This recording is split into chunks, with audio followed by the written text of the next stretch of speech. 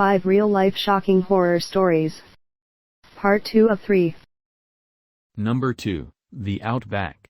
In 2001, Peter Falconio and his girlfriend Joanne Lees were traveling on a remote stretch of highway in the Australian outback when they were flagged down by another motorist.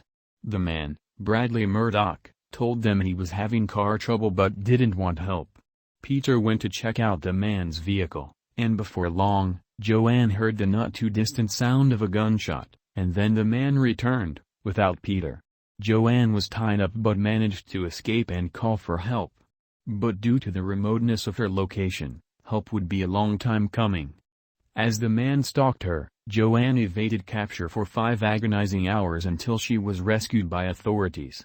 Although he was sentenced to life in prison in 2005, Murdoch steadfastly maintains his innocence, and Peter's body has never been found. The story was the basis for the acclaimed 2005 horror film Wolf Creek. Number 3, The British Banker. "I've always had dark fantasies," said the man on the videotape. The unfortunate jury charged with deciding the fate of Rurik Jutting, now seated before them, could already attest to this. They had already listened to an hours-long monologue full of them and been shown the terrible result.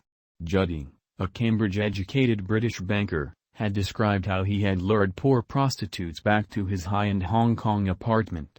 Sometimes, he abused them, and sometimes worse, as demonstrated right on camera. "About 5 minutes ago I just murdered, this woman here," he says in one segment, briefly pointing the camera down to show a nude woman laying face down in his tub. In his drug-fueled ramblings, he veers wildly from self-loathing and thoughts of suicide to expressing his wish to return to England to kidnap British schoolgirls.